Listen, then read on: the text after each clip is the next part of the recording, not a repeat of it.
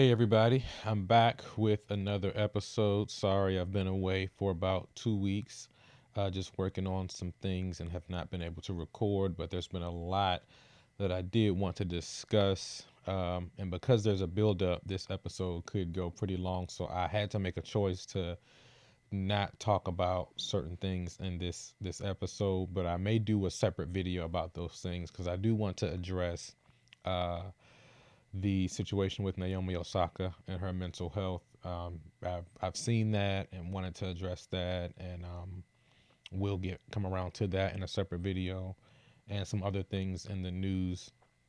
Additionally, May was Mental Health Awareness Month, and we did have a fundraiser going uh, from the first of the month until the last day of the month.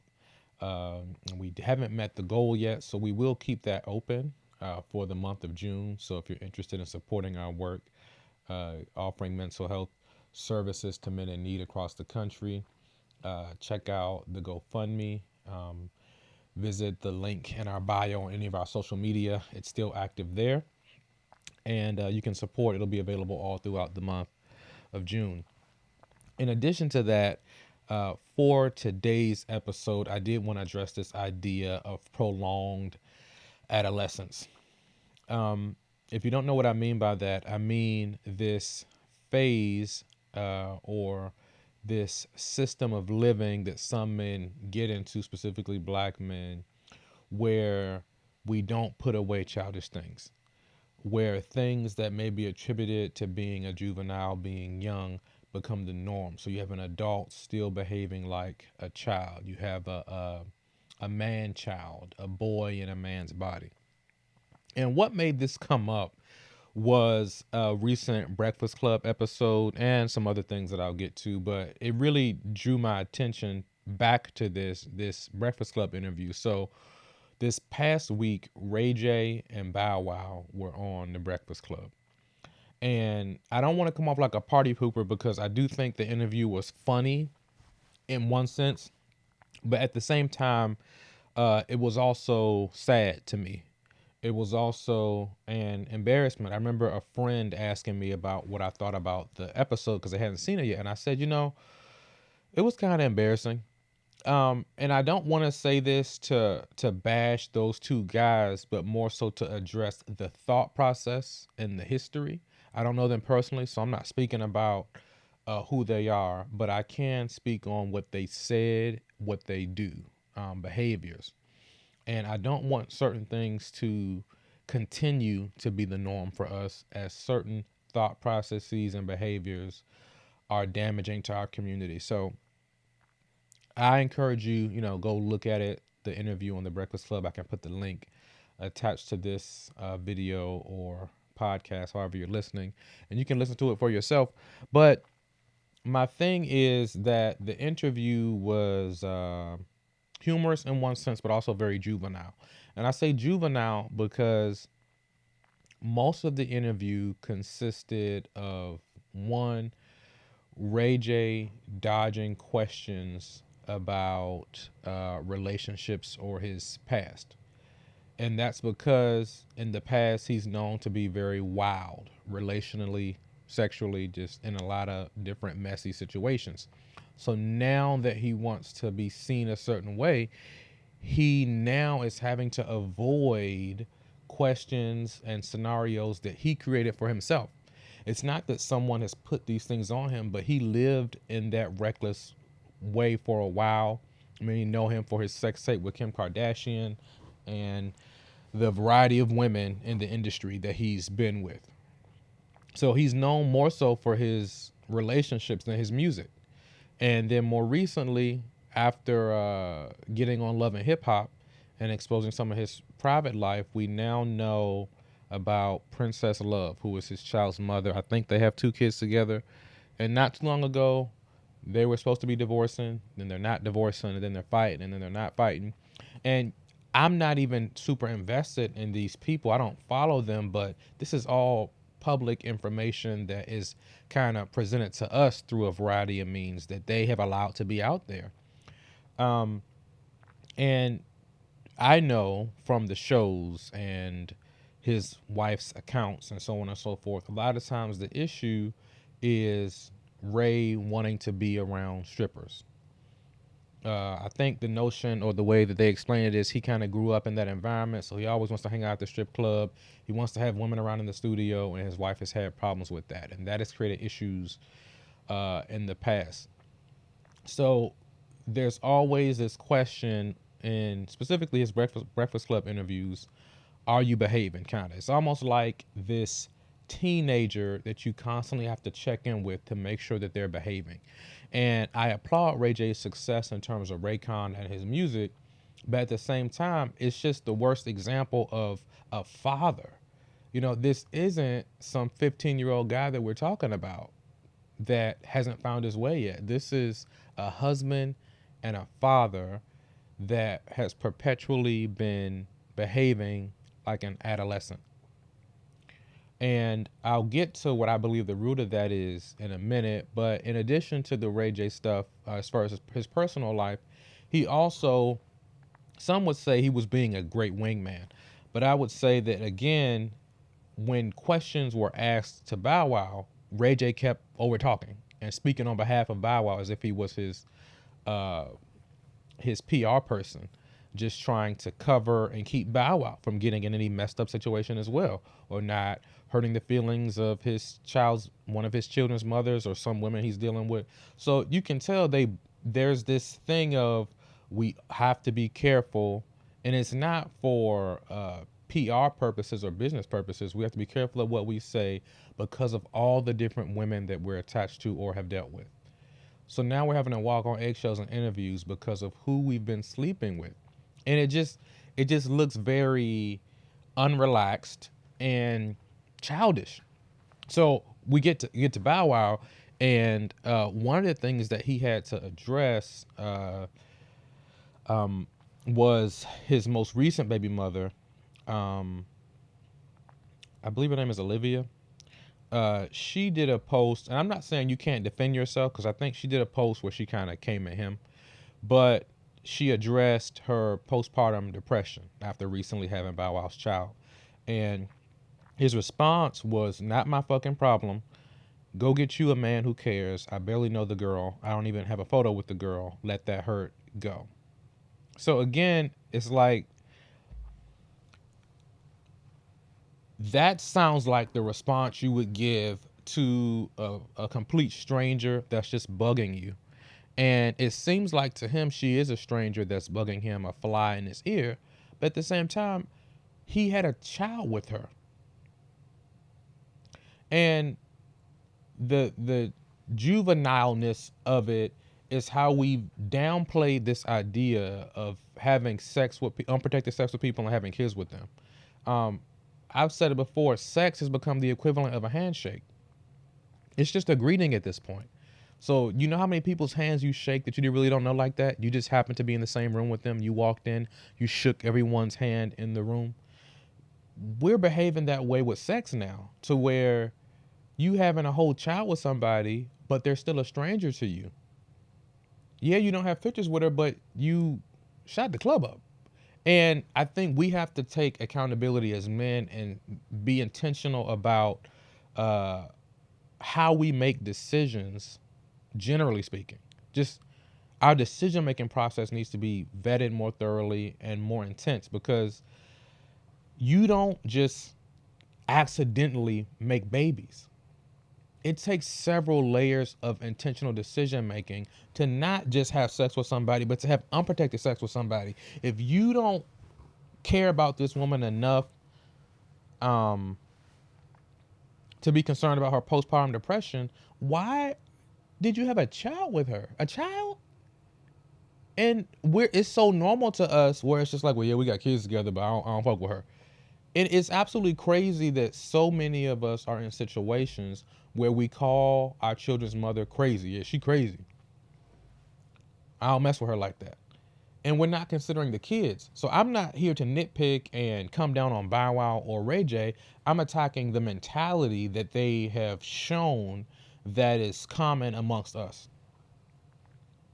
that just look at sex as a casual thing and then don't want to deal with the repercussions. And it's not only damaging to the children because the children are born to two parents who don't even speak anymore, who probably hate each other. And now a child is born into a broken home.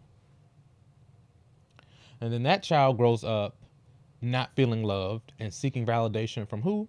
People on social media, people in the outside world. And they make a series of reckless decisions. So, as someone who deals in the mental health counseling space, I see the cycles, and I have to say to us as a community, specifically the men, it starts with us holding it down, not financially, holding it down, meaning your penis.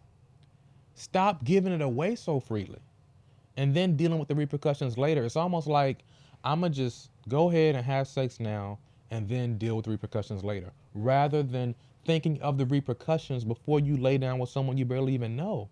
It makes no sense at all. It just doesn't. And that's why we have so many hip hop artists and men in other industries that are just racking up baby mamas. We have a success rate of getting them pregnant, but the rate dwindles, it plummets when it comes to a success rate on relationships. I'm not even saying marriage, just a healthy relationship, healthy communication. Do you know it's possible to break up with somebody in a mature adult way? To agree, we're not gonna move forward as a couple, but I respect you. I'm not gonna call you out on social media. I'm not gonna expose private matters. I'm not gonna disrespect you. Those things are very possible, but we see time and time again that that's not the case. The norm that we see is pictures, if there's actual a relationship, pictures on social media, breakup, airing out on social media, new relationship, pictures, rinse, repeat. This is the cycle. And on a much deeper level, I think many of us only understand relationships with women as fight, makeup sex, fight, makeup sex, fight, makeup sex. And many of us have gotten that from hip hop, movies, and think that that's the norm, but it's not. I'm Olivia Morgan, intake coordinator here at the Whole Brother Mission. I'm here to pass on a little information about how you can join us in helping men in need seek licensed professional counselors nationwide. Number 1, ask. Ask if your employer participates in matching donations. Many employers will match your gift to a nonprofit. We are a 501c3, so all gifts are tax deductible. Number 2, pass. Pass this video as well as our website on to others so that they are aware of our services and our need of support. And number 3, give. If you're able to, please consider giving. The proceeds remove barriers for men seeing a culturally competent mental health professional, and they support our upcoming HBCU book tour. Thank you for your time. For many, if not most men. But it's extremely dysfunctional for your greatest aspiration in your present life to be sex, a nut.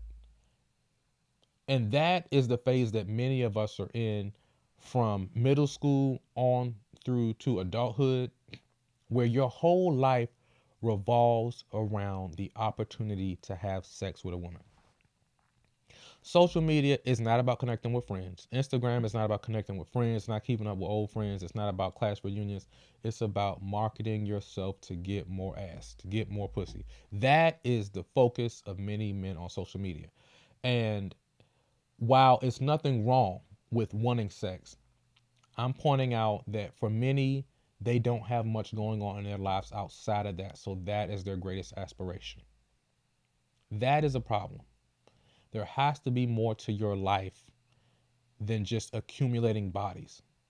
The danger in that for the women you're dating or dealing with is that you're easily disposed of. Because that man's focus is pleasure for self. So at the top is my pleasure, and then everybody else comes later, if they're even listed. And that's why those types of relationships don't work out. You need to be very careful of being in a relationship with a man whose primary goal is his pleasure. Because when we are our best advocates, right? We're always on the lookout for ourselves at the end of the day. So when you're dealing with a man whose primary goal is his pleasure, his entertainment, you just become a pawn in that. So I wanted some sexual tension released. So I'll use you for that. And then when I'm done, I got what I needed, I'll move forward. And that is what relationships have been reduced to. And it's to a point where women move in that way now, or they're content with just being the receptacle for some semen, really. It's just, all right, I gotta get this stuff out of me. She looks good, I'll dump it in her. And I know this might sound harsh, but this is really what's going on in this day and age. And this is really the lifestyle that not just rappers live. It's not just a crazy lifestyle due to money and fame. There are men without the money or the lifestyle living in the same way. I've said before that there are many men out here with the same amount or more baby mamas than Future, without even 5% of the assets and income.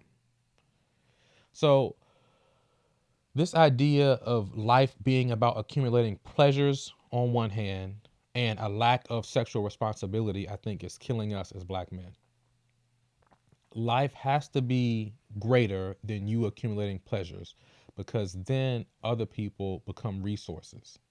If that's your main focus, pleasure is great, but that can't be the main focus, because then you never consider the other, whether it is your kids, or your significant other, or your parents, or whomever, friends. If the ultimate goal is your pleasure, then that makes you a self-centered person. There's no sacrifice when the ultimate goal is my pleasure. There's no bearing the burdens of another person when the ultimate goal is my pleasure. There's no long suffering with people through difficult times. There's no forgiveness. All those things that come with meaningful relationships are out the door when the sole focus is me. And I don't stand by the lie that biologically we're meant to have multiple partners. So that's just an excuse that people make for men to just be out here having reckless sex. Have enough value for yourself to avoid getting the STD or creating a child with someone that you don't even think highly of. I said in a previous video, we got to stop having sex with women that we don't even respect or like just because she got a nice body. It makes no sense at all. And it doesn't just damage you personally, but it damages our community as a whole. Another example of this, around the time the Bow Wow Ray J interview came out, was a song came out. Tyga has a new song with Moneybagg Yo called Splash. And go listen to it on your own. I'm not going to play it here. But I think it really encompasses everything I just spoke of. And I'm sure that song will catch on. It'll be an anthem for the summer because it encompasses the mindset of so many men. Yes, sex is great, but you have to have a greater desire than sex or a nut. And because that is so many men's focus, I think they live and die by women. I think that is a big part of the reaction to the Kevin Samuels stuff, because a lot of men don't have anything going for themselves outside of how women respond to them. They've had some negative experiences that have hurt them deeply because their main focus is sex, and you get sex from women. So because those unresolved issues haven't been addressed, Kevin Samuels is essentially their advocate. And now they're flocking to him because it's like, yes, finally somebody's speaking to this. But that is because women are having a place that they shouldn't even have. A man is a man before any women sleep with him. So your confidence and your identity needs to come before women. But if you're constantly seeking validation, did she text back? Did she like my pictures? Is she going to meet up with me? We're going to link up. She going to let me smash. All of that has been normalized as just a part of being a man. And I think we need to reject that idea that seeking constant validation from women, whether it's getting attention from them or getting sex from them, I think we need to reject that idea that that's just a part of being a man. Boys will be boys. That is a part of being a deeply insecure person that is constantly seeking validation from others. You got to ask yourself, can I be single? Or do I constantly need someone, even if I'm not dating them, do I constantly need someone on my line, in my face, to make me feel good about me? Can you go 6 months without hitting nobody up? Can you just chill out and focus on building a life of your own, independent of women from Tinder that may or may not sleep with you? These are questions that we have to ask ourselves, because the negative response or the negative perception has been normalized. And that negative perception is being a man is constantly chasing pussy. That's what we've accepted for years, to the point where women accept it, to the point where now some women think that all men cheat. And they're willing to accept it because they think, well, that's how they are. No, that's not how all of us are, but that's definitely how those of us who lack self-control are. So I go hard about this topic because, not that I want to bash any particular celebrity, they're just regular people with a platform. I go hard because I see the impact of these decisions. I see mom and dad hating each other and a child growing up torn between the two parents in different households, but also not getting validated by either fully, because mom and dad can't even figure out how to love on you well, because they couldn't figure out how to love on each other well, because they didn't even love themselves to begin with. People get in relationships out of utilitarian purposes. You can do this for me. You can make me feel better in this way. You can help more people look at me, more people respect me. You can offer this, or I can get this. It ends up being an exchange, a business transaction almost, rather than a love relationship. We're moving further and further away from love and commitment, and more so toward sexual transactions, money transactions. And it's hurting our community as a whole. So back to the Tyga song. It's Tyga, Moneybag, a few celebrity appearances, and then a whole bunch of women just twerking, like just about every other rap video. And I don't knock those people for producing that kind of content, because we consume it. They're going to produce what gets a response. And I know there are several men that have already watched that video that are just like, oh. But then again, because things have changed so much, that might not even be a big deal anymore, because OnlyFans exists. And you can see way more of whoever you're glaring at online, because they're busting it open for a $6.99 a month subscription. So OnlyFans isn't helping with the issue that existed before OnlyFans. And that issue that existed before OnlyFans isn't men having sexual desires, but it's men putting women in the box of resources for sexual release rather than other people. I don't think we consider the totality of the women we deal with. We just consider a part of them, and that's the part that's in their panties. And that creates a very unhealthy dynamic, because they did this with black people.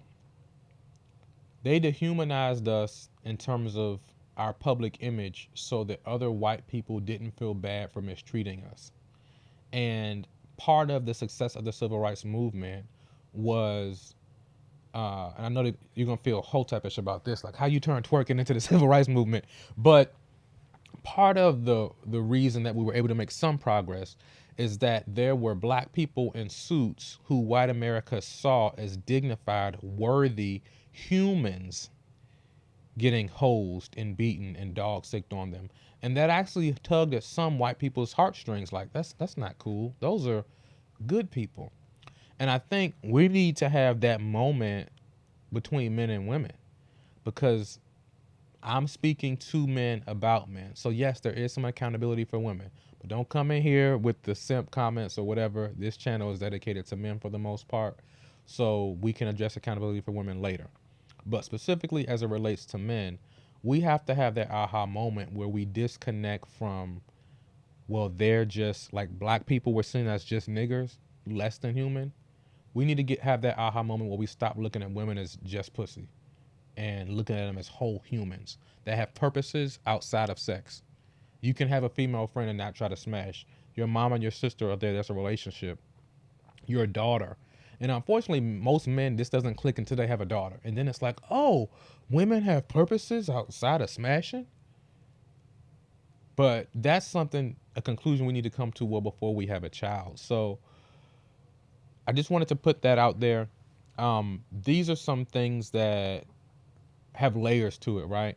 Because we've been conditioned to think a certain way about women and ourselves, masculinity, all that for a while. So I know one video won't cure that. So if this is something that's caught your attention, a conversation you want to lean into more, be sure to check out Whole Brother, Debunking the Myths to Break the Black Family, available on wholebrothermission.com/shop, but also Amazon, Walmart, Target, online. Thank you for joining me. This has been another episode of the Whole Brother Mission podcast.